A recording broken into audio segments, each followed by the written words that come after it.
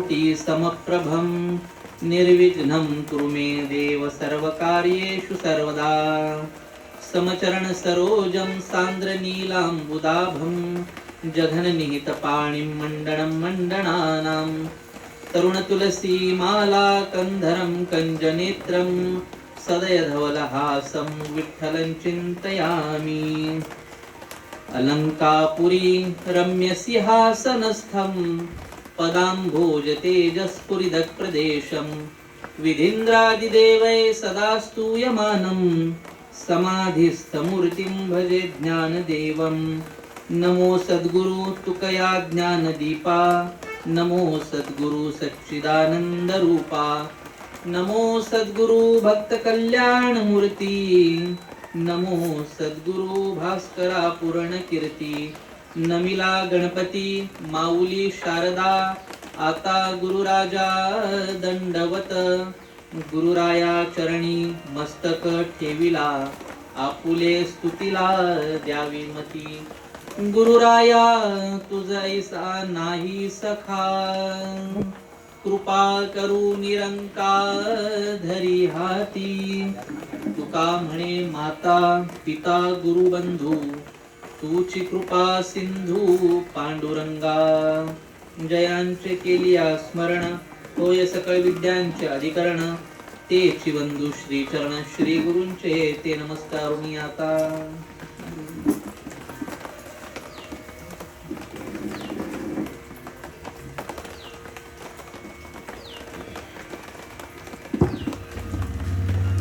तैसी चैतन्याच्या ठाई, ये शरीरांतरे होती जाती पाही। ऐसे जाणे तया नाही व्यामोह दुःख। भावार्थ दीपिका ग्रंथराज श्री ज्ञानेश्वरी यातील दुसऱ्या अध्यायातील 110 क्रमांकाची ही ओवी आहे। ज्ञानेश्वरीचा जो दुसरा अध्याय आहे याला सांख्ययोग असं नामकरण आहे बरं का। सांख्ययोगामध्ये काय सांगितलेलं आहे की कुरुक्षेत्रावरती जेव्हा अर्जुनासारखा धनुर्धर गलितगात्र होऊन पडलेला आहे आणि त्याच्या समोर हा संदेह निर्माण झालेला आहे, आप्तेष्टांच्या प्रती मोहभाव निर्माण झालेला आहे की हे सर्वजण माझे स्वकीय आणि आप्तेष्ट असताना मी यांचा युद्धामध्ये दारुण जो आहे पराभव करणं, वध करणं हे कसं काय करू। याने मला कुलक्षय नाशाचं पातक अशा प्रकारचं लागणार आहे असा संदेह त्याच्या मनामध्ये निर्माण झालेला आहे। त्याच्या या अवस्थेतून त्याला निर्मोह करण्यासाठी आणि त्याला त्याच्या क्षत्रिय धर्माची आठवण करून देण्यासाठी भगवान श्रीकृष्ण या सांख्ययोगामध्ये त्याला उपदेश करतात की हे अर्जुना, हे जे सकल प्राणी मात्र आहे, भूतजात आहे, हे तू निर्माण केलेलं नाही तर तू नष्टही याला करू शकत नाही। कारण निर्माण करणं आणि नष्ट करणं ते तुझ्या हातात नाहीये। तू त्यांचा वध नाही केला तरी देखील त्यांची शरीरे जी आहेत ती नष्टच होणार आहेत। त्याच्यामुळे तू त्यांचा वध करून त्यांचा नाश करतो, हा संभ्रम जो आहे ना तो तू मनातून काढून टाक। तुझा धर्म एकच आहे, कोणता? तुझा स्वधर्म जो आहे तो क्षत्रियाचा स्वधर्म आहे। कारण तुझी बाजू जी आहे ती सत्याची आहे आणि धर्माची बाजू आहे। म्हणून शास्त्र धर्माला जागून तू काय केलं पाहिजेस तर तू सत्याच्या बाजूने उभं राहिलं पाहिजे। अशा प्रकारचा या ओवीचा सरळ सरळ जो आहे भावार्थ आहे। जसं की मी सांगितलं मगाशी, आज ज्यांच्या अनुषंगाने कैलासवासी अर्जुन सखाराम तरे यांच्या श्राद्ध कर्माच्या निमित्ताने आपण सर्वजण इथे जमलेलो आहोत। या तरे परिवाराच्या या दुःखद प्रसंगी आपण सर्व आप्तेष्ट मित्रमंडळी त्यांना सांत्वना देण्यासाठी या ठिकाणी जमलेलो आहोत। कैलासवासी काकांना जाऊन आज बरोबर 1 वर्ष झालेलं आहे। 1 वर्षानंतर आपल्या हिंदू धर्मामध्ये वर्ष श्राद्ध करण्याची परंपरा आहे बरं का। आपल्या हिंदू धर्मामध्ये जे 16 संस्कार सांगितलेले आहेत, त्या 16 संस्कारांपैकी शेवटचा संस्कार जो आहे तो अंतिम संस्कार आहे. अंत्यविधीचा जो संस्कार आहे तो शेवटचा संस्कार सांगितलेला आहे. सुरुवात जी होते गर्भाधान विधीपासून, कुसंवहन विधीपासून, किंवा लहान बालकांना अन्नप्राशन विधी, जातक संस्कार, उपनयन संस्कार इत्यादी सर्व प्रकारचे संस्कार, त्यानंतर विवाह संस्कार, हे सर्व 16 प्रकारचे अशा प्रकारचे जे आहेत ना ते संस्कार सांगितलेले आहेत हिंदू धर्माने, आणि त्या सर्वांचं आपण आपल्या सकल आयुष्यामध्ये पालन केलं पाहिजे. आणि आजची जी सेवा आहे ना ही श्राद्धाची सेवा आहे. श्राद्ध का केलं पाहिजे माहितीये का? श्राद्ध आपण यासाठी करतो की आपल्यावर मनुष्य जन्मावर 3 प्रकारचे ऋण असतात. 3 प्रकारच्या ऋणातून मुक्ततेसाठी आपण आपल्या आयुष्यामध्ये विविध अशा प्रकारची कार्ये जी आहेत ना ती केली पाहिजे. कोणते 3 ऋण? तर सर्वात अगोदर देव ऋण. देवाने आपल्याला जो या पृथ्वी तलावर पाठवून जन्म दिला आहे त्याबद्दल देवाचे ऋण. त्यानंतर देशाचे ऋण. ज्या देशामध्ये आपण जन्माला आलो त्या देशाची सेवा करून आपण त्या देशाप्रती आपले ऋण जे आहेत ते व्यक्त केले पाहिजे. आपल्या शास्त्रामध्ये सांगितलं आहे की जननी जन्मभूमिश्च स्वर्गाद्यपि गरीयसी. म्हणजे आपली जन्मभूमी आहे ना, आपली मातृभूमी आहे, तिची सेवा करून आपण तिचे ऋण जे आहे ते ऋणातून आपण मुक्त झालं पाहिजे. त्यानंतर मातृपितृ ऋण. मातृपितृ म्हणजे आपल्या आई वडिलांनी आपल्याला जो जन्म दिला आहे, ज्या कुळामध्ये आपल्याला जन्म दिला आहे त्या कुळाप्रती आपली जी बांधिलकी आहे, ही बांधिलकी त्या कुळाची, आपल्या आई वडिलांची सेवा वगैरे करून आपण या ऋणातून मुक्तता झाली पाहिजे. मग आई वडिलांच्या ऋणातून मुक्त होण्यासाठी काय करावं? तर त्यासाठी 3 टप्पे सांगितलेले आहेत बरं का. 3 टप्पे कोणते सांगितले आहेत? की आई वडील जिवंत असताना प्रत्येक मुलाचं आणि मुलीचं हे आद्य कर्तव्य आहे की त्यांनी त्यांच्या आपल्या आई वडिलांची सेवा अशा प्रकारची केली पाहिजे बरं का. कारण सेवा जो आहे ना, आई वडिलांची कृपा प्राप्त होण्यासाठी मुलाने त्यांची सेवा करावी. मुलगा कितीही भांडण करू दे, कितीही वेडवाकड करू दे, मात्र त्यांनी आपल्या आई वडिलांच्या चरणांवर दररोज मस्तक ठेवलं ना, तर मला नाही वाटत की या जगामध्ये कोणते असे आई वडील असतील की जे आपल्या मुलासाठी कृपाशीर्वाद त्यांच्या हृदयातून निघणार नाहीत.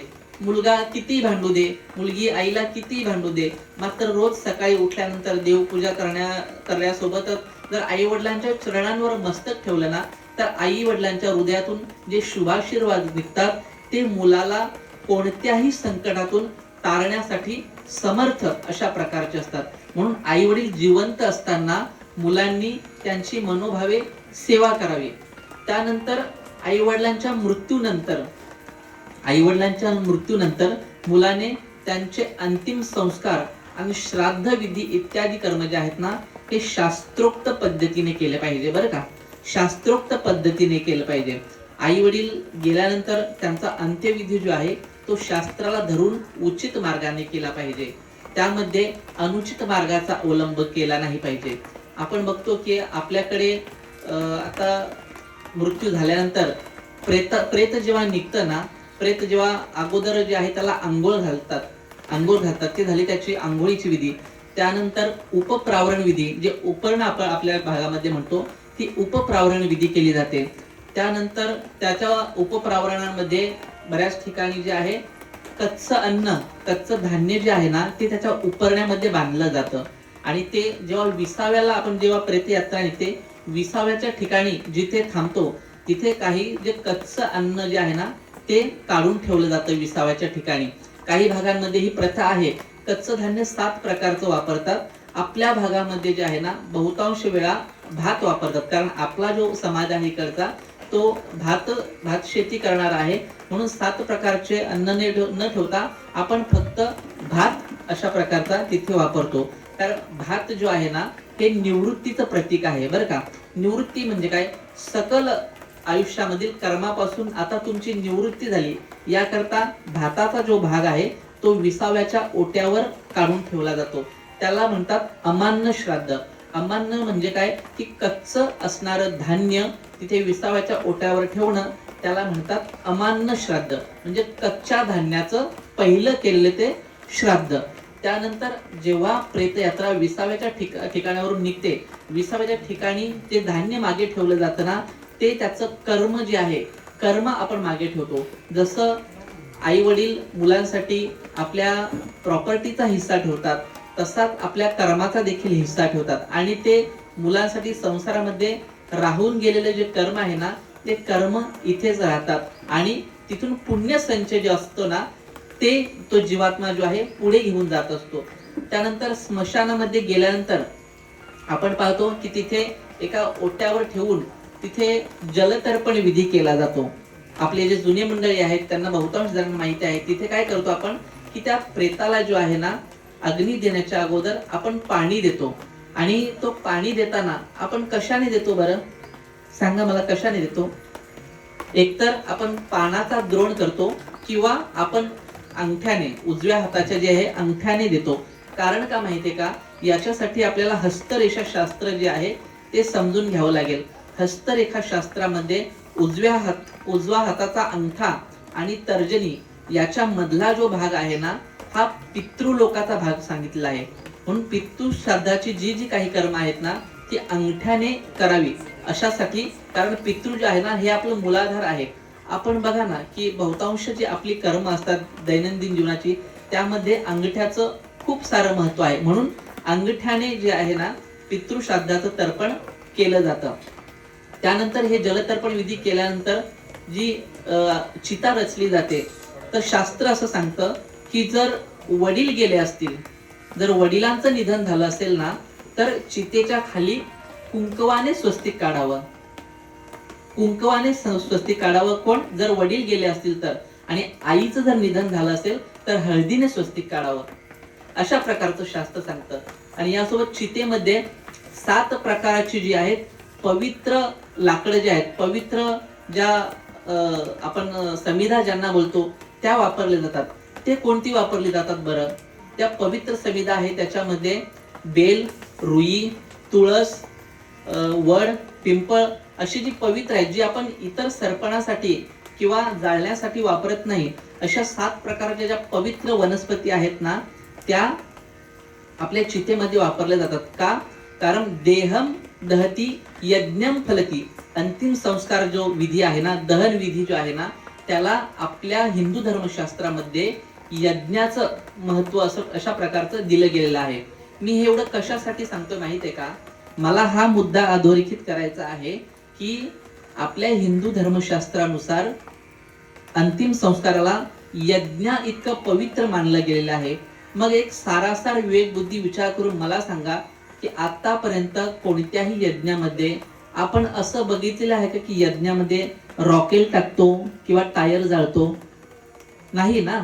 मग आपल्याकडे काही वर्षापासून आता ही प्रथा चालू झालेली आहे की प्रेताग्नी देताना त्याला खाली टायर लावले जातात किंवा रॉकेल टाकलं जातं.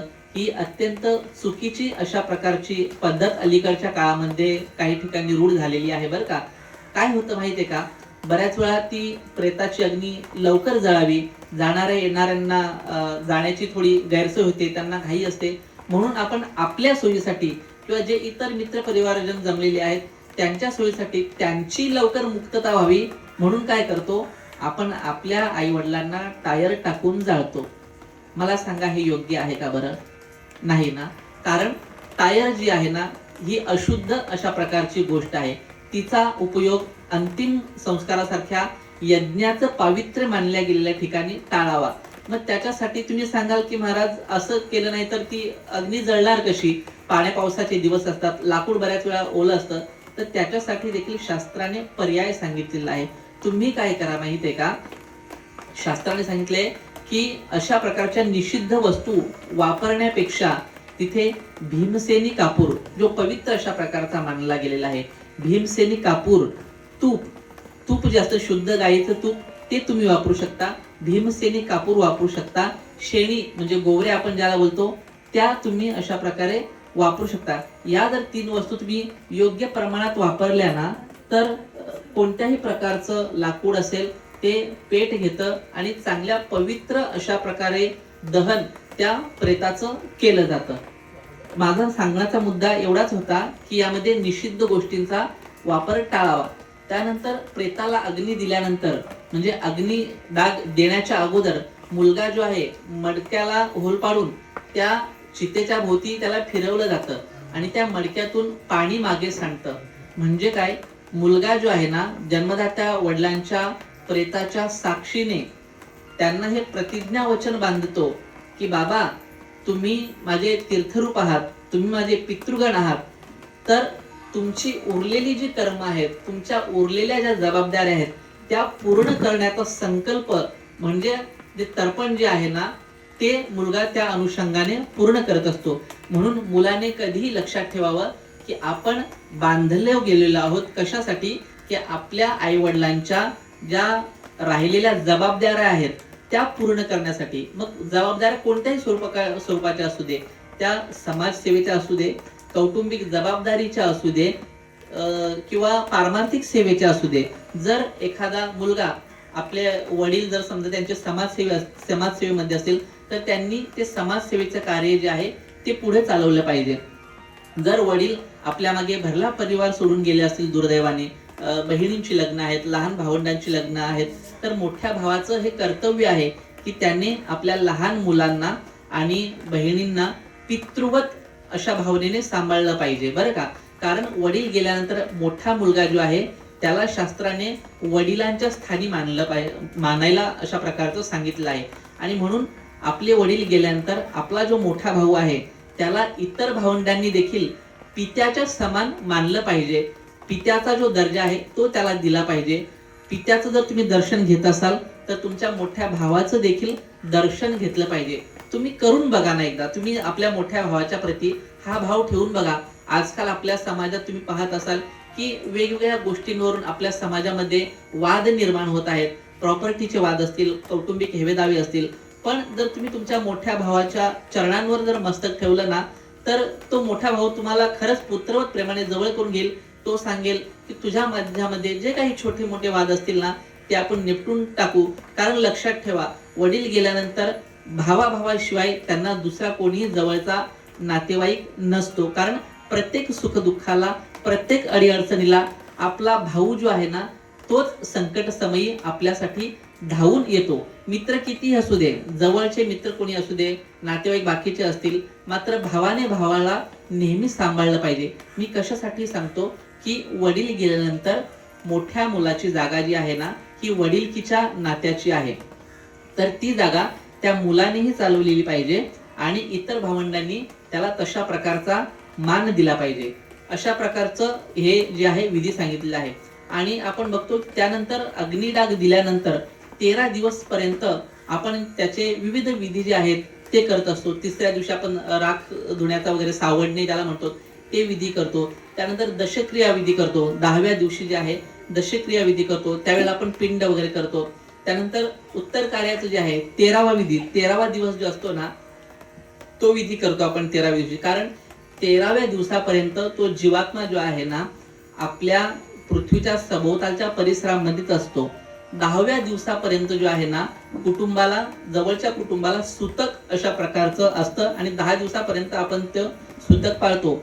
10व्या दिवसानंतर त्या जीवात्म्याची त्या कुळातून मुक्तता होते. म्हणून 10व्या दिवशी दशक्रिया विधी झाल्यानंतर आपलं सूतक जे फक्त घरातले त्यांच्याकडून बाकी जे कुटुंब आहेत त्यांचं 10व्या दिवशीच्या दशक्रिया विधीनंतर सूतक फिटतं. मात्र तो जीवात्मा अजूनही पृथ्वी लोकाच्या परिभ्रमणामध्येच असतो.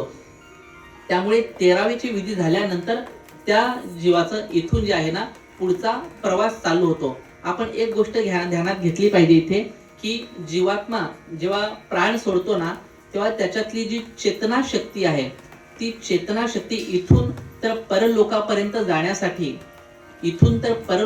जाण्यासाठी 4 घटिकांचा काळ अशा प्रकारे शास्त्राने सांगितलं आहे. 4 घटिका म्हणजे किती माहिती आहे का?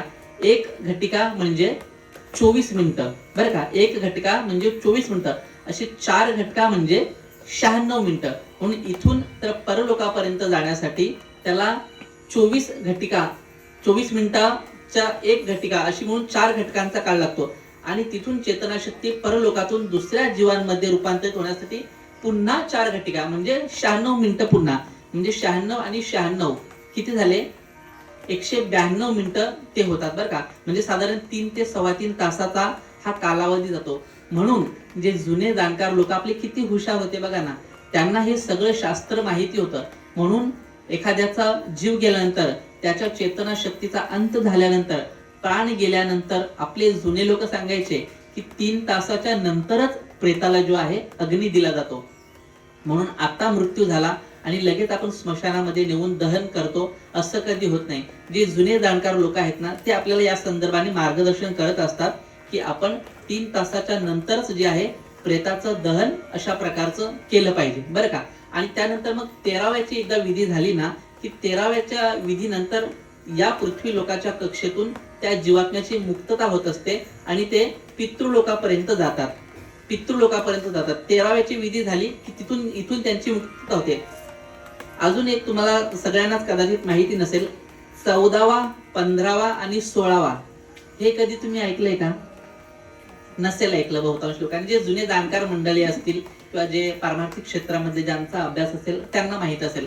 14वा कुणाचा करतात माहितीये का? जो ब्रह्मचारी अशा स्वरूपाचं जीवन जगत असतो त्याचा 14वा करतात. 13वा कोणाचा करतात? आपल्यासारख्या सर्वसामान्य प्रापंचिक जीवाचा जो आहे तो 13वा करतात. 14वा ब्रह्मचारी जीवन जगणाऱ्या व्यक्तीचा करतात. 15वा जो आहे ना, वानप्रस्थी जो जीवन जगते, वनामध्ये राहून सदाचार करणारे जे व्यक्ती आहेत, वानप्रस्थी जीवन जगणाऱ्या व्यक्तीचा 15वा अशा प्रकारचा केला जातो. आणि सगळ्यात शेवटचा 16व्याचा विधी जो आहे ना, हा संन्यासाचा केला जातो. ज्यांनी संन्यास दीक्षा घेतलेली असते त्यांचा 16व्याचा विधी केला जातो, त्यांचा 13व्याचा विधी केला जात नाही. ही माहिती शक्यतो कोणी तुम्हाला सांगणार नाही, माझ्या माहितीत होती म्हणून तुम्हा सर्व श्रोत्यांसमोर ही सांगितली. त्यानंतर ही 13व्याचं कार्य, उत्तर कार्य जे आहे ते आटोपल्यानंतर इथून पुढचा जीवात्म्याचा प्रवास जो होतो तो पितृलोकापर्यंतचा चालू होतो. तुम्ही सांगाल की पितृलोक कुठे आहे? तर पितृलोक जे आहे ना, त्याचं स्थान शास्त्राने असं सांगितलेले आहे की दक्षिण दिशेला सूर्य आणि चंद्र यांच्या खाली जो चंद्राचा जो वरचा भाग आहे, सूर्य आणि पृथ्वीच्या मधला जो भाग आहे त्यातील चंद्राचं जे स्थान आहे त्याच्या वरच्या भागामध्ये पितृलोकाचं स्थान आहे अशा प्रकारचं सांगितलं आहे. आणि ते पितृलोकाचं स्थान पृथ्वीपासून तर तिथपर्यंत 96 लाख किलोमीटर अशा प्रकारचं सांगितलं आहे. आणि जीवात्म्याला इथून 13व्याचं उत्तर कार्य झाल्यानंतर तिथपर्यंत पोहोचण्यासाठीचा लागणारा जो काळ आहे ना, त्या दरम्यान आपण मासिक श्राद्ध करतो माहितीये ना. हे मासिक श्राद्ध म्हणजे पितृलोकातला जो 1 महिन्याचा कालावधी असतो तो आपल्याकडचा 1 महिन्याचा कालावधी, तर तो तिकडे 1 दिवस अशा प्रकारचा पकडला जातो. आणि त्या काळामध्ये आपण मासिक श्राद्धाचं जे अन्न देतो तेच आपल्या पित्रांना जे आहे ते प्राप्त होत असतं. म्हणून मासिक श्राद्ध जे आहे ना, न चुकता प्रत्येक मुलांनी आपल्या आई वडिलांच्या नावाने केलंच पाहिजे. कारण ते जे आपण त्याला देतो ना, मासिक श्राद्धाचे तर्पण देतो, नैवेद्य दाखवतो, तेच त्यांची तृष्णा आणि भूक अशा प्रकारची भागवत असते. आणि त्याचं जर त्यांना समाधान भेटलं तर ते आपल्या मुलांना, आपल्या वंशजांना आशीर्वाद आणि त्यांची शुभकामना अशा प्रकारचे करत असतात.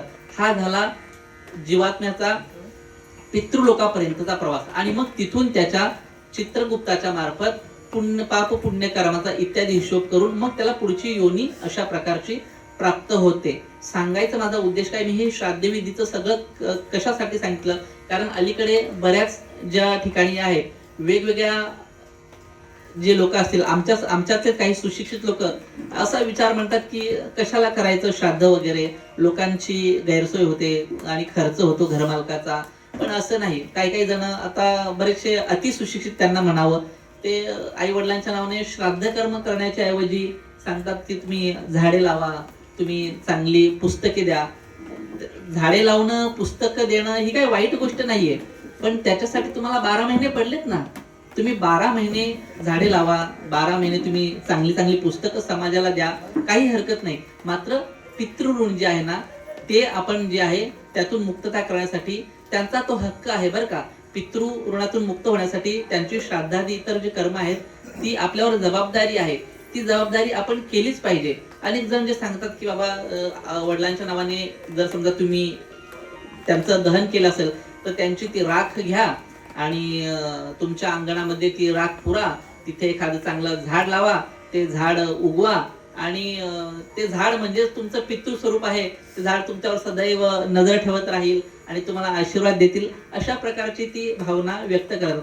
वरकरणी दिसताना हे चांगलं दिसतं बरं का, मात्र वृक्ष जी आहे ना हे देखील चराचर सृष्टीतली एक योनी आहे, वृक्ष योनी आहे, त्याला आपण आपलं पितर मानून चालणार नाही बरं का. आता मला सांगा ना, जर तुम्ही मोठ्या श्रद्धापूर्वक अंतःकरणाने वडिलांच्या नावाने वडिलांची राख घेऊन जर ती अंगणामध्ये रोप लावलं आणि कुत्र्याने येऊन त्याच्यावर लघुशंका केली तर कसं वाटेल सांगा मला? योग्य वाटेल का ते? नाही ना. म्हणून काही काही गोष्टींमध्ये ना विधिनिषेध पाळणं हे गरजेचं अशा प्रकारचे जे आहे, जे आपल्या पारमार्थिक श्रद्धा आहेत, ज्या आपल्या रूढी परंपरा आहेत, त्या शास्त्रसंमत अशा प्रकारच्या आहेत. भले आजकाल आपला अनेक जणांचा शास्त्राचा अभ्यास तितका नसेल, मात्र आपले ऋषी मुनी संत महात्मे जे आहेत ना त्यांनी आपल्याला ही श्राद्धादी कर्मे जी आहेत ती करायलाच सांगितलेली आहेत. आपले मूळ पुरुष असणारे, आपला सर्व हिंदू धर्मीयांचे आदर्श असणारे भगवान श्रीराम, त्यांनी देखील त्यांच्या वडिलांचं श्राद्ध कर्म हे केलंच ना, हो की नाही? सर्वांना माहित असेल की भगवान प्रभू श्री रामचंद्र वनवासामध्ये असताना जेव्हा त्यांच्या वडिलांची त्यांना निधन वार्ता समजली आणि 1 वर्ष पूर्ण होत आला, तेव्हा जेव्हा त्यांच्या श्राद्धाचा जेव्हा समय आला त्यावेळेस आता वनामध्येच असल्यामुळे तिथे पूर्ण साधन सामग्रीची अशी व्यवस्था अशा प्रकारची नव्हती. कारण श्राद्ध म्हटल्यानंतर त्यांना पिठाचं पिंडदान वगैरे करणं, ब्राह्मण देवता बोलावून विविध जे शास्त्रोक्त विधी जे आहे ते करणं भाग पडतं. मात्र तिथे वनवासातच ते असल्यामुळे काही प्रकारच्या मर्यादा अशा प्रकारच्या पडल्या गेल्या. मात्र त्यांचा भाव जो आहे ना तो श्राद्धविधी करण्यात होता. म्हणून मग ते भगवान प्रभू श्रीराम आणि लक्ष्मण जे आहेत ते सीता मातेला सांगून वनामध्ये कंदमुळे फळं वगैरे आणण्यासाठी गेलेली आहेत. मात्र काय झालेलं आहे त्या दरम्यान माहितीये का, त्यांना इतका उशीर झालेला आहे येताना की श्राद्ध विधीचा जो काळ आहे ना तो निघून जात चालला होता बरं का. शास्त्र असं सांगतं की तुम्ही कुतुब पर्वामध्ये जे आहे हे श्राद्धाचं कर्म केलं पाहिजे. म्हणजे कोणता पर्व काळ की साधारण एक 11:30 पावणे 12 पासून तर पावणे 1 पर्यंतचा हा जो माध्यान्हीचा काळ आहे ना, या काळामध्येच तुम्ही श्राद्ध विधीचं कर्म हे केलं पाहिजे. अगदीच सकाळी 6-7 वाजता उठून आपण समजा कुठे तीर्थक्षेत्री गेलोय आणि 6-7 वाजता उठून घाईघाईने श्राद्ध कर्म केलं, उरकलं आणि गाडीमध्ये बसून आलो, असं करू नये बरं का. कारण त्याच्यासाठी जो पर्वकाळ शास्त्राने सिद्ध केलेला आहे त्या काळातच ते पितृतर्पण अशा प्रकारचं झालं पाहिजे. कारण त्या काळामध्ये जीवात्म्याला जी गती मिळते, अंतरिक्षामध्ये जी वातावरणाची स्थिती निर्माण झालेली असते ना, ती माध्यान्ह काळामध्ये त्या जीवात्म्याच्या प्रवासासाठी सुखकर अशा प्रकारची असते. आपण व्यवहारात जर बघितलं तर आपण बघतो की साधारण ऑफिस टायमिंगच्या वेळेस जशी रस्त्यावर गर्दी असते आणि इतर वेळेस मोकळा रस्ता असतो, तसा मोकळा रस्ता बघून आपण प्रवासाला जाण्याचा प्रयत्न करतो. तशाच प्रकारे माध्यान्हीचा काळ जो आहे ना हा जीवात्म्याच्या प्रवासासाठी सुखकर अशा प्रकारचा सांगितलेला आहे. मी सांगत काय होतो की भगवान प्रभू श्री रामचंद्र दशरथाचं श्राद्धविधीसाठी साहित्य आणायला गेले असताना वनामध्ये गेलेले आहेत आणि त्या ठिकाणाहून त्यांना येण्यासाठी काहीसा उशीर अशा प्रकारचा झालेला आहे. मात्र त्याच वेळेस काय झालेलं आहे की राजा दशरथ हे तिथे फाल्गू नदीच्या तीरावर, वनामध्ये तिथे फाल्गू नदी आहे, बिहारमध्ये गया जे स्थान आहे तिथे फाल्गू नदी आहे, त्या फाल्गू नदीच्या तीरावर राजा दशरथ प्रकट अशा प्रकारचे झालेले आहेत आणि ते सांगतात सीतेला की हे सीते, माझं आज श्राद्धाचं विधी आहे, मात्र श्रीराम आणि लक्ष्मण जे आहे हे रानावनात गेले आहे, श्राद्ध विधीचं माझं साधन अजून आलेलं नाहीये, तर तू काय कर, तर तूच मला श्राद्ध अर्पण कर. शास्त्राने सांगितले आहे बरं का, म्हणजे मोठ्या मुलाने तर श्राद्धविधी करावाच, पण जर तो उपलब्ध नसेल तर त्याच्या मुलीने केला श्राद्धादी कर्म तरी चालतं, मुलगी नसेल सुनेने केला तरी चालतं, मुलगा नसेल, कोणाला जर संतती प्राप्ती नसेल तर त्यांच्या भावांच्या मुलाने त्याच्याच कुळातील कोणीही केला तरी चालतं. मात्र अट एक आहे बरं का, अट एक आहे की ती घरातली सून आहे ना त्या कुळातली असावी, त्या समाजातली असावी आणि तिचं संस्कारपूर्वक विधिवत लग्न करून आपल्या कुळामध्ये तिचा संचय झालेला असावा. शास्त्राने सांगितलेलं आहे की वर्णसंकर झालेल्या व्यक्तीकडून जर पिंडदान श्राद्धादी कर्म केली तर ती फलित अशा प्रकारची होत नाही. म्हणून आपले जे जुने लोक सांगतात ना की आपल्या समाजातच लग्न करावे, आपल्या जातीमध्येच लग्न करावे, ते चुकीचं नाही बरं का. कारण शास्त्राने सांगितलं आहे की वर्णसंकर झाला ना की त्या व्यक्तीकडून केलेलं पिंडदान हे पितृलोकापर्यंत पोहोचत नाही. इथपर्यंत मुद्दा झाला. सीतेला दशरथ राजा काय सांगतात की तू हे श्राद्धविधी जे आहे माझं ते पूर्ण कर. मात्र तिथे इतर काहीही सामग्री नसल्यामुळे तिने काय केलं, नदीकाठीचा जो चिखल आहे तो चिखल एकत्रित केलाय, त्याचे पिंड बनवलेले आहेत आणि त्यानेच मनोभावे तिने पूजा प्रार्थना करून त्याचं श्राद्ध तर्पण अशा प्रकारचं केलेलं आहे. आणि त्या श्राद्धाने दशरथ जे आहेत ना ते प्रसन्न होऊन त्यांना पुढची सद्गती प्राप्त झालेली आहे. त्यानंतर काही वेळाने भगवान प्रभू श्रीराम आणि लक्ष्मण जेव्हा पुन्हा परत येतात तेव्हा ते सांगतात की सीते आपल्याला आता राजा दशरथांचं जे आहे आपल्या पितृवर्यांचं श्राद्ध कर्म करायचं आहे. मात्र सीता सांगते की माध्यान्हीच्या काळामध्ये पर्व काळामध्ये ते करायचं होतं, त्याच्यामुळे स्वतः राजा दशरथ इथे प्रकट झाले, त्यांनी मला जी आज्ञा केली त्यानुसार मी हे श्राद्धाचं कर्म अशा प्रकारचं केलेलं आहे. मात्र प्रारंभी श्रीरामांचा त्यावर विश्वास बसला नाही. मग त्यावेळेला साक्ष म्हणून सीता मातेने 4 जणांना सांगितले आहे की मी इथे श्राद्ध कर्म केलेले आहेत. राजा दशरथ आपले पिताश्री हे इथे प्रत्यक्ष प्रकट होऊन प्रसन्न होऊन गेलेले आहेत. त्यासाठी त्यांनी 4 जणांची साक्ष सांगितली होती. एक फाल्गू नदी, त्यानंतर तिथे एक गाय होती, त्या गायीची साक्ष त्यांनी सांगितली. त्यानंतर एक ब्राह्मण देवता तिथे होते, त्या ब्राह्मणांच्या साक्षीने तिने तर्पण केलं होतं. आणि चौथा म्हणजे पिंपळ वृक्ष, तिथे पिंपळ वृक्ष होता. या चौघांच्या साक्षीने तिने सांगितलं की हे 4 जण साक्षी होते की मी बाबांचं पितृतर्पण श्राद्धविधी जे आहे ते केलेलं आहे. मात्र जेव्हा त्यांच्या भगवान प्रभू श्रीरामासमोर जेव्हा साक्ष झाली तेव्हा यापैकी 3घेही जण घाबरले. कोण? ब्राह्मण देवता जे होते ते, फाल्गू नदी आणि गाय. यांना वाटलं की जर आपण श्रीरामापुढे अशा प्रकारचं जर सांगितलं तर हे क्रोधित होतील आणि आपल्याला शिक्षा अशा प्रकारचे करतील. असं सांगितल्यामुळे त्यांना मनामध्ये वाटल्यामुळे त्यांनी त्या श्राद्धविधीचं साक्ष देण्यासाठी नकार दिला. आणि फक्त पिंपळ जे आहे त्या पिंपळाने सांगितलं की होय प्रभू श्रीरामा, सीता मातेने इथे यथोचित विधीने जे आहे श्राद्ध कर्म अशा प्रकारचं केलेलं आहे. त्यामुळे काय झालं की सीता माता या 3घांवर रुष्ट झाली. कोणावर? ब्राह्मण देवता, फाल्गू नदी आणि तिथे गाय होती. या 3घांनाही तिने श्राप दिलेला आहे की फाल्गू नदी तिथून गुप्त झाली. आजही जर तुम्ही गयाला गेले तर तिथे फाल्गू नदी जी आहे ती गुप्त अशा प्रकारची झालेली आहे. तिथे जर तुम्ही कधी कर्मधर्म संयोगाने जाणं झालं तर तुम्हाला तिथे उकरावं लागतं, त्या वाळवंटामध्ये मातीमध्ये उकरावं लागतं, तेव्हा नदीचं पाणी भेटतं. त्यानंतर गायीला देखील शाप दिला की तू असत्य वाणी बदली म्हणून तुझ्या तोंडातून जे आहे ना, मुखातून तू अभक्ष भक्षण करशील. म्हणून आपण गायीच्या जे आहे मुखाचं दर्शन घेत नाही तर तिच्या पाठीमागच्या हिस्साचं जे आहे ते दर्शन घेतो. त्यानंतर ब्राह्मणाला देखील तिने शाप दिला आहे की हे ब्राह्मणा, तू देखील माझ्यासाठी खरी साक्ष दिली नाही, तू असत्य वचन बोलला, म्हणून सदा न कदा तुझ्या मनामध्ये संतुष्टता समाधान जे आहे ना ते प्राप्त होणार नाही. तू सदा न कदा दरिद्रीच राहशील आणि तुझा लोभ जो आहे ना तो कधीही संपणार नाही. अशा प्रकारचा शाप दिला आहे.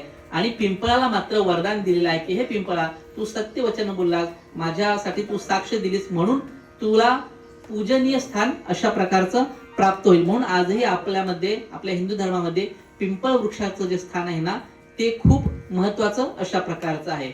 हे सांगण्याचा उद्देश काय की आपला जो हिंदू धर्मातील शास्त्रोक्त विधी आहे ना हा निसर्ग पूजक आहे.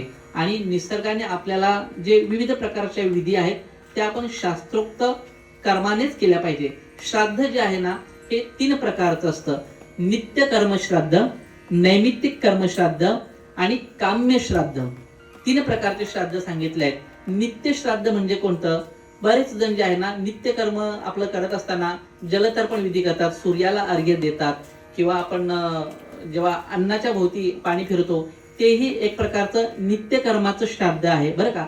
नैमित्तिक कार्य म्हणजे कोणतं? एखाद्या निमित्ताने कोणाचं वर्ष श्राद्ध असेल किंवा पितृपक्षामध्ये वगैरे आपण जे श्राद्ध घालतो, एका विशिष्ट पर्व काळामध्ये आपण जर समजा प्रयागराज किंवा गयासारख्या ठिकाणी गेलो तर तिथे आपण जे आहे तिथल्या ब्राह्मण देवतांच्या साक्षीने जे आपण पिंडदान करतो वडिलांच्या नावाने, तर ते झालं नैमित्तिक श्राद्ध. आणि काम्य श्राद्ध कोणतं, तर एखादी कामना मनामध्ये धरून, एखादा संकल्प मनामध्ये धरून जे श्राद्ध कर्म केलं जातं ना, त्याला काम्य श्राद्ध अशा प्रकारचं म्हणतात. जे आपल्याकडे बरेच जण कोणी त्र्यंबकेश्वरला वगैरे जातात नाही का, त्रिपिंडी श्राद्ध, नारायण नागबली वगैरे, तिथे जो श्राद्ध केला जातो तो एखादी कामना मनामध्ये आपण धरून केला जातो. आपण पाहतो ना की ज्यांना ब्राह्मण सांगतात की तुम्हाला पितृदोषाचा त्रास आहे, तुमच्या मागे पितरांचा दोष अशा प्रकारचा लागलेला आहे, तर अशा वेळेला मग नारायण नागबळी, त्रिपिंडी श्राद्ध किंवा अनेक अनेक प्रकारचे विधी जे आहेत ते दूर करण्यासाठी आपण त्र्यंबकेश्वरला जात असतो. कारण पितृलोकांची जर पितरांची आपल्यावर अवकृपा झाली ना, तर विविध प्रकारचे नाना संकटे, नाना आपत्ती, नाना रोगराई जे आहे ना आपल्या कुळावर येत असतात, आपल्या परिवारावर येत असतात, आपल्यावर किंवा आपल्या संततीवर त्याचा परिणाम होत असतो. तुम्ही सांगाल हे कसं काय, तर सांगू का तुम्हाला पितृदोष कसा काय लागतो. जर आपण आपल्या वाडवडिलांच्या पितरांच्या जर इच्छाकांक्षा पूर्ण नाही केल्या, कारण आपण त्यांचं ऋण असतो. एक साधं उदाहरण तुम्हाला सांगतो. जर समजा आपल्या आजोबांचे 3 भाऊ असतील, त्यापैकी 2 भाऊ जे आहेत त्यांचा वंश वाढला, त्यांना मुलं बाळ झाली, त्यांचा संसार झाला, त्यांना नातवंड पतवंड झाली, आपण त्यांचे वंशज झालो, तर ते 2 जे भाऊ आहेत त्यांचा वंश आपण. मात्र जो 3रा भाऊ आहे त्याचा वंश काही दुर्दैवाने वाढला नाही, त्यांना मुलं बाळ झाली नाही, मात्र त्यांची जी स्थावर जंगम मालमत्ता आहे, त्यांची प्रॉपर्टी असेल, त्यांचं जो काही इथलं जे असेल व्यवसाय किंवा त्यांनी जमवलेली संपत्ती असेल, ती कोणाच्या वाट्याला आली, इतर 2 भावांच्या, आणि त्या अनुषंगाने त्यांच्या मुलांच्या आणि आता आपल्यापर्यंत असं. मग आपण काय करतो, आपण फक्त आपल्याच आई वडिलांचं वगैरे श्राद्ध करतो. मात्र तुम्ही संपत्तीचा भोगवाटा कोणाचा घेतलेला आहे, तुमच्या पंजोबांकडून तुमच्या वाडवडिलांना मिळाला, आजोबांना मिळाला, तोच वाटा तुमच्यापर्यंत देखील आलेला आहे. म्हणून तुम्ही त्यांचं देखील पितृतर्पण जे आहे ना ते केलं पाहिजे. पितृ जे आहे ना 3 पिढ्यापर्यंत जे आहेत आपण मानले जातो. म्हणजे आपले वडील, आपले आजोबा आणि आपले पंजोबा, हे 3 पिढ्यापर्यंत जे आहे ना आपण त्यांना पितर बोलतो, पितर, बरं का. आणि त्यांच्या पुढचे जे असतील त्यांना आपण पूर्वज बोलतो. 3 पिढ्यांच्या नंतरचे जे असतील त्यांना पूर्वज अशा प्रकारचं संबोधलेलं आहे. म्हणून पितर आणि पूर्वज याच्यामध्ये हा फरक आहे.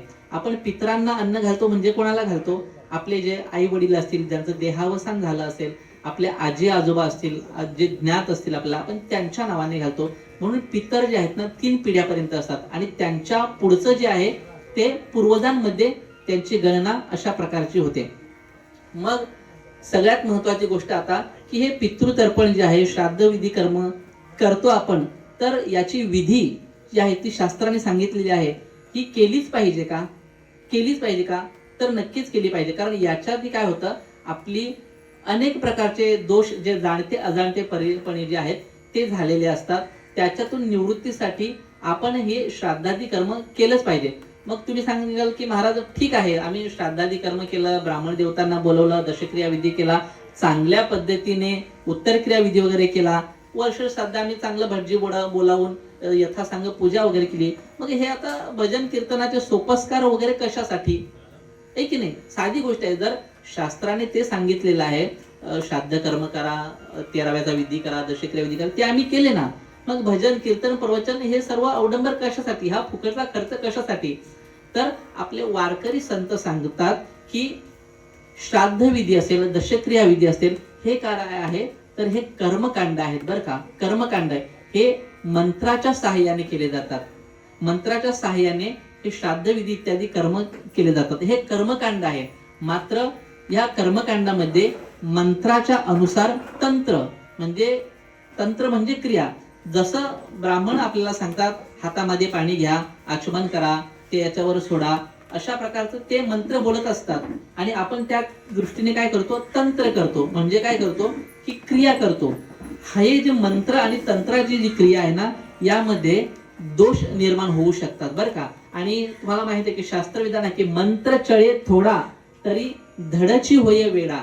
मंत्र जर एखाद्याचा चुकला ना तर माणसाला जीव गमावण्याची देखील वेळ येऊ शकते. म्हणून मंत्र, तंत्र आणि कर्मकांड यातील दोषांची निवृत्ती होण्यासाठी नामसंकीर्तन झालं पाहिजे.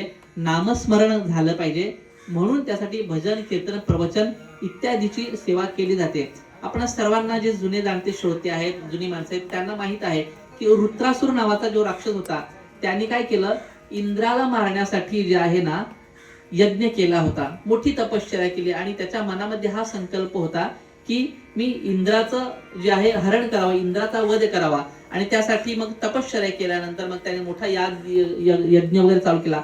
मात्र ते यज्ञाच्या कर्म करत असताना इंद्रा भक्षतू असं म्हणण्याच्या ऐवजी त्या पुरोहिताच्या तोंडून काय निघालं गेलं की इंद्रा भक्षतूच्या ऐवजी इंद्रा रक्षतू असं म्हटलं गेलं. आणि त्याच्यामुळे काय झालं की इंद्राकडून जे आहे ना, म्हणजे वृत्रासुराला इंद्राचा वध करायचा होता, मात्र जे आहे भक्षण करण्याची हे त्यांनी विनंती केली मंत्राच्या द्वारे, म्हणून स्वतःच त्याचं भक्षण झालं. वृत्रासुराचा वध इंद्रामार्फतच झाला. सर्वांना ती कथा माहिती असेल की दधीची ऋषींच्या हाडांपासून जे आहे वज्र हे अस्त्र बनवलं गेलं आणि त्या वज्राच्या सहाय्याने इंद्राने वृत्रासुराचा वध अशा प्रकारचा केला आहे. सांगण्याचा मुद्दा काय होता की मंत्र तिथे थोडासा चुकला, त्याच्यामुळे काय झालं की मंत्रचय थोडा तरी धडची होईल, त्याला जीव अशा प्रकारचा गमवावा लागलेला आहे. म्हणून नामसंकीर्तनाची सेवा जी आहे ना ती केली पाहिजे. तुकाराम महाराज देखील सांगतात की हरिकीर्तन हेची तर्पण, हरिकीर्तन जे आहे ना हेच प्रत्येकाचं पितृश्राद्धाचं कर्म आहे. प्रत्येकाची आर्थिक, सामाजिक किंवा सांपत्तिक स्थिती जी आहे चांगली नसते, मग त्यांनी इतर श्राद्धादी कर्म समजा नाही करता आली, दुर्दैवाने तुमची यथाशक्ती नसेल, सांपत्तिक स्थिती नसेल, तर समजा जसं जमेल तसं तुम्ही भावपूर्ण अंतःकरणाने त्यांची पूजा करा, मनोभावे त्यांची आचरण करा, विनंती करा आणि आपल्या पितरांच्या प्रती ऋण व्यक्त करा. मात्र हरिनाम संकीर्तन जे आहे ना हे झालंच पाहिजे, कारण त्याच्यामुळे तो जो आत्मा आहे, जीवात्मा इथून सोडून गेलेला आहे, त्याला सद्गती अशा प्रकारची मिळालेली असते. आता आपण मुख्य मुद्द्याकडे बोलूया की आपली ओवी जे सांगते की मृत्यू हे जे आहे हे मृत्यू म्हणजे काय आहे. मृत्यू काय आहे तर ज्ञानेश्वर माऊली सांगतात की जैसे जीर्ण वस्त्र सांडीजे मग नूतन वेडीजे तैसे जे स्वीकारी तैसे देहांतरा ते स्वीकारीजे चैतन्यनाथे.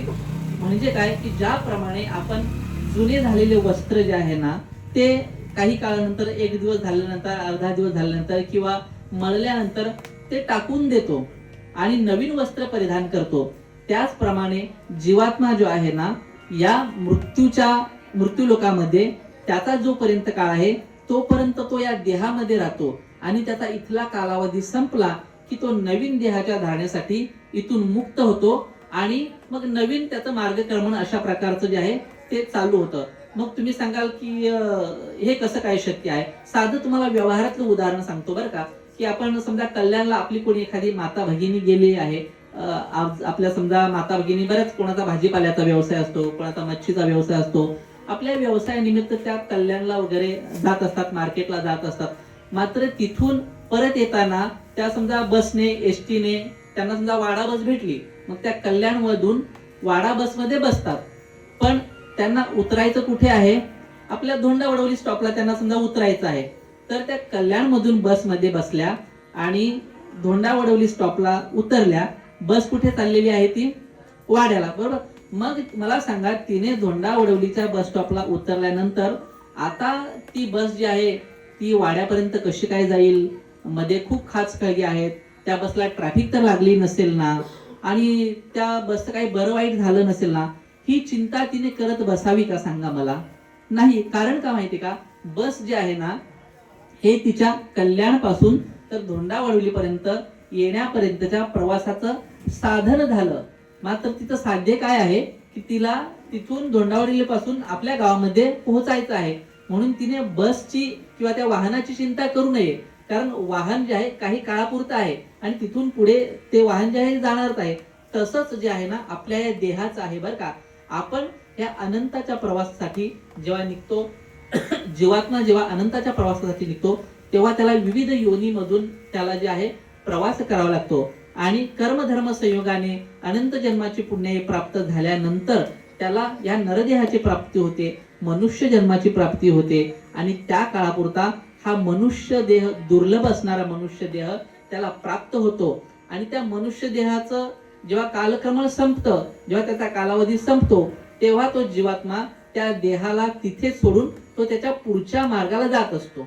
बरोबर. हा इतका साधा सोपा खूप सोप्या शब्दामध्ये ज्ञानेश्वर महाराजांनी सांगितलेला आहे. मग आपण या देहबुद्धीला आसक्त न राहता आपण कोण आहोत, तर आपण अविनाशी अशा प्रकारचा आत्मा आहोत, हे आपण ध्यानात ठेवलं पाहिजे. आपला प्रवास जो आहे हा निरंतर आहे, कारण आत्मा जो आहे ना, नैनम छिंदंती शस्त्राणी नैनम दहती पावकः अशा प्रकारे सांगितलं. आत्मा अत्यंत जो आहे अविनाशी आहे, त्याला नाश नाही. तो शस्त्राने मारला जात नाही, अग्नीने जाळला जात नाही, पाण्यामध्ये कुजवला जात नाही, किंवा वाऱ्याने त्याचं जे आहे ना शोषण अशा प्रकारचं होत नाही. म्हणून आत्मा जो आहे ना हा नित्य आहे आणि देह जे आहे हे अनित्य आहे. नाशिवंत देह जाणारे सकळ, आयुष्य खातो काळ सावधान. तुकोबाराय सांगतात की हा देह कसा आहे, नाशिवंत आहे. हा एक ना एक दिवस जो आहे ना काळाच्या पडद्यात जाणारच आहे. म्हणून काय करायला पाहिजे, तुम्ही काय करायला पाहिजे. तुकाराम महाराज सांगतात काकड्याच्या अभंगामध्ये की उठा जागे व्हारे आता, स्मरण करा पंढरीनाथा. पंढरीनाथाचं स्मरण जे आहे तुम्ही केलं पाहिजे, हरिकीर्तन केलं पाहिजे, कारण त्याच्यानेच तुमच्या कुळाचा, तुमच्या पितरांचा जो आहे उद्धार होणार आहे. कारण कलियुगी उद्धार हरीच्या नामे. आपल्याला अनेक श्राद्धादी कर्म, अनेक कर्मकांड जरी करता नाही आले तरी आपले जे गेलेले आहेत पितर, त्यांच्या नावाने आपण जे नामस्मरण जे आहे ना हे नित्य केलं पाहिजे. आपल्या घरातील समजा पुरुष कोणी गेला असेल, कोणी माता भगिनी गेल्या असतील, तर त्यांच्या नावाने एक कृतज्ञता म्हणून, एक पारमार्थिक वसा चालवा म्हणून नामस्मरण आपण नित्य अशा प्रकारचं केलं पाहिजे. ज्याही घरातली अशी व्यक्ती कोणी गेली असेल, माझी देखील तुम्हा सर्वांना विनंती आहे की आपल्या घरातले आपले ज्येष्ठ वडील असतील, आजोबा असतील, त्यांच्या नावाने देवाच्या समोर थोडं 2 मिनिटे उभं राहून त्यांचं स्मरण केलं पाहिजे. त्यांच्या प्रति ऋण व्यक्त केलं पाहिजे की हे पितरांनो, हे माझ्या वडिलांनो, हे आजोबांनो, तुमच्या कुळामध्ये माझा जन्म झालेला आहे, मी तुमचाच वंशज आहे, मी तुमचा अंश आहे, तुम्ही माझ्यावर कृपा करा. जाणते अजाणतेपणी माझ्याकडून जे काही दोष घडले असतील, पापकर्म झाले असतील, याच्यातून मला निवृत्ती द्या. आणि त्यांच्या नावाने रोज किमान एक आपली समजा तुळशीची माळ असेल, त्याने रामकृष्ण हरी रामकृष्ण हरी रामकृष्ण हरी, किंवा पितृदेवाय नमः पितृदेवाय नमः, जे पण तुमचं जे गुरुने मंत्र दिलेला असेल तो जपा. नामस्मरण जे तुम्ही करत असाल, तुमच्या आराध्य देवतेचं, इष्ट देवतेचं, कुलदैवतेचं ते असेल, ते नामस्मरण मात्र खूप गरजेचं आहे. ही खूप अधिक काळ विस्तार करत नाही बरं का, कारण मला कल्पना आहे की अनेक लांबून लांबून मंडळी आलेली आहेत.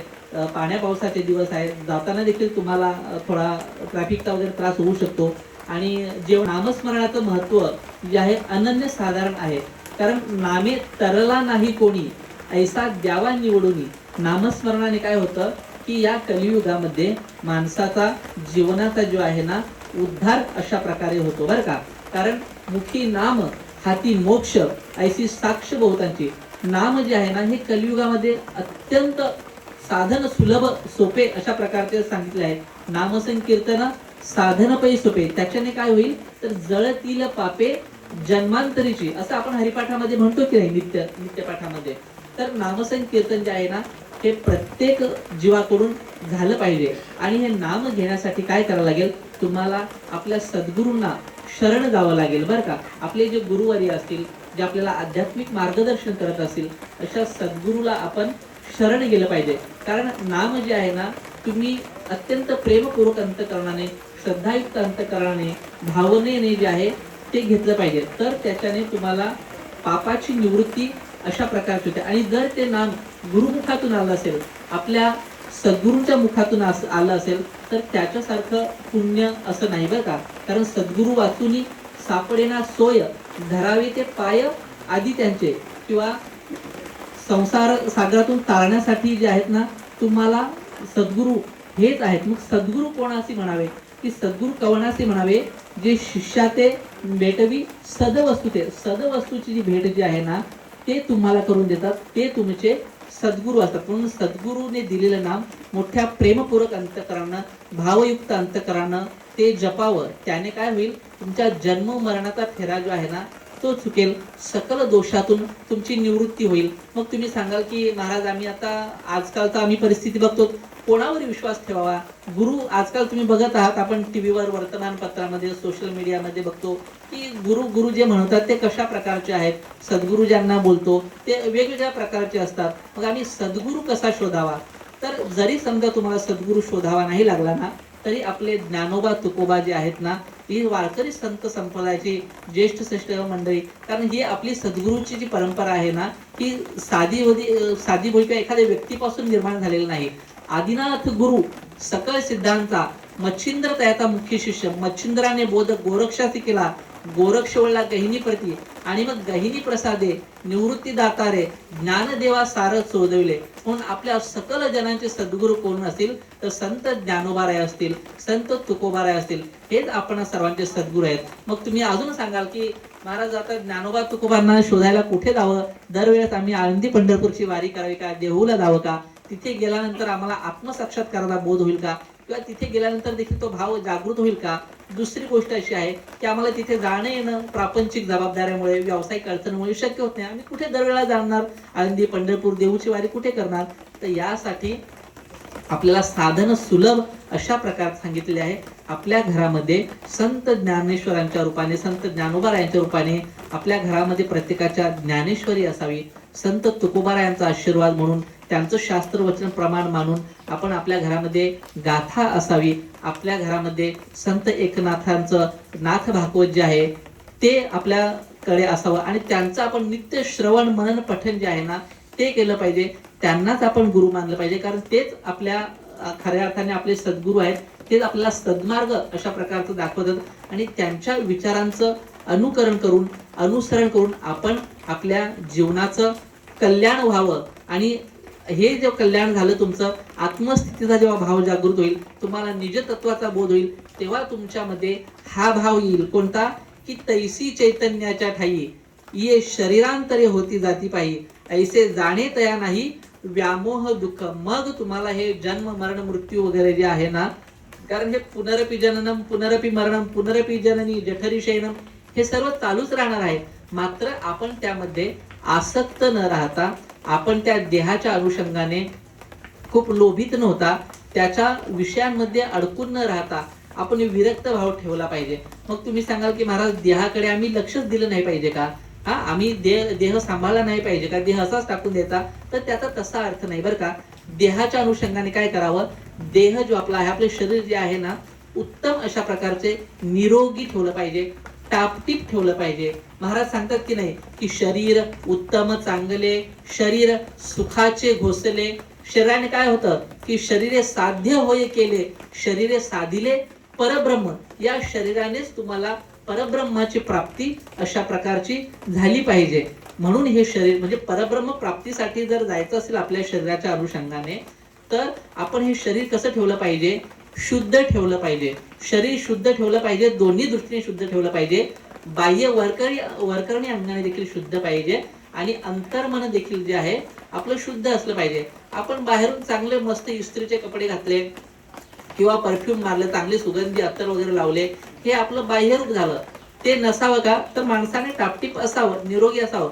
मात्र यासोबतच तुमचं अंतःकरण देखील शुद्ध पाहिजे.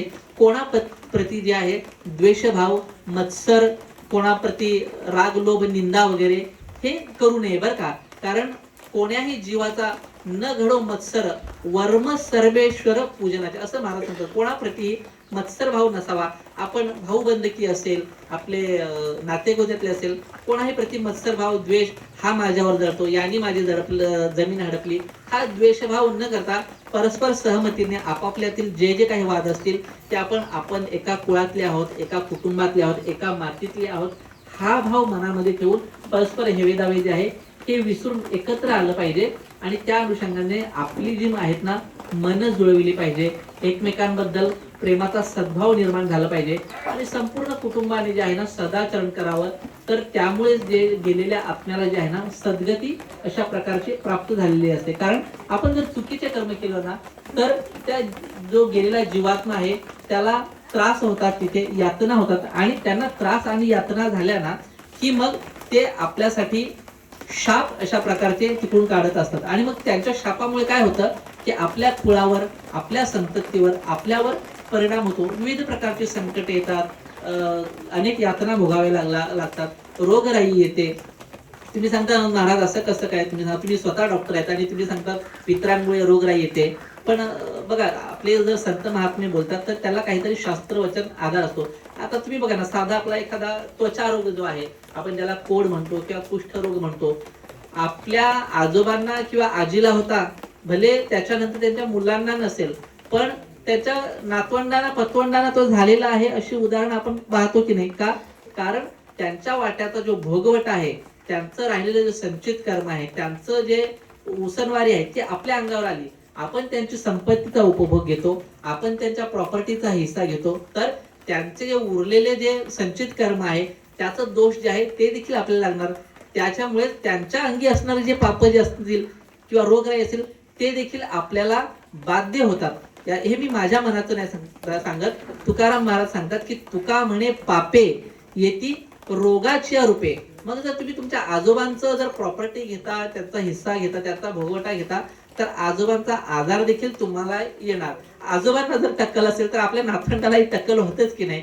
तर हा जो आहे ना, पितरांच्या मुळे आपल्यापर्यंत आलेला हा जनुकीय भाव आहे, बरं का. आणि त्याच अनुषंगाने आपण जे आहे पुण्यकर्म केलं पाहिजे. संचित कर्म जे आहे आपल्या वाट्याला, ते शुद्ध आचरणाने जे आहे, आपापसातील जे आहे परस्पर हेवेदावे मिसळून जे आहे एकत्र गुण्यागोविंदानं राहिलं पाहिजे. कोणाप्रती मत्सरभाव नसला पाहिजे. आणि गेलेल्या जीवात्म्याला जर आपल्याला शांती द्यायची असेल तर सर्वांनी शुद्ध आचरणाने सद्भाव ठेवून त्यांच्या प्रती नामस्मरण केलं पाहिजे, हरिकीर्तन केलं पाहिजे, भजन कीर्तनाची सेवा केली पाहिजे. तुम्हाला जर समजा सांपत्तिक स्थिती नसेल, यथाशक्ती कोणाची नसेल, घरातल्या घरात तुम्ही भजन कीर्तन करा. आपल्या पितरांच्या नावाने रोज 2-5 मिनिटं का होईना भजन करा, हरिपाठ करा, ज्ञानेश्वरी गाथेच्या रोज 5-5 ओव्या जरी तुम्ही वाचल्या ना आपल्या पितरांच्या नावाने, तरी ते पितर तुम्हाला आशीर्वाद अशा प्रकारचं देतील. तर अशाच आपण शुभकामना व्यक्त करूया या तरे कुटुंबाच्या प्रती. त्यांचा मुलगा चिरंजीव कुमार अजय आहे, त्यांची मुलगी आहे, या सर्वांच्या प्रती आपण सद्भावना व्यक्त करूया. आणि त्यांच्याकडून त्यांचे जे पिताश्री गेलेले आहेत, त्यांचं उरलेलं जे कार्य आहे ना, कारण जेवढं मी अर्जुन काकांना ओळखत होतो, अतिशय प्रेमळ व्यक्ती, अतिशय सर्वांच्या प्रती सद्भाव असणारी व्यक्ती, मी जेव्हा पण त्यांना भेटलेलो आहे, कधी त्यांना रागामध्ये किंवा मत्सरयुक्त भावनेने किंवा कधी कोणाला वाईट अशा प्रकारचं बोललेलं मी कधी ऐकलं नाही. कधी मी त्यांना समजा कधी सांगितलं एखादा प्रसंग की काका तुमच्या गावामध्ये अशी अशी एक गोष्ट आहे, माझ्या कानावर आलेली आहे, काय त्यांचा असं असा वाद आहे, हा व्यक्ती असं बोलतो, तो तसं बोलतो, त्यांचं एकच उत्तर असायचं,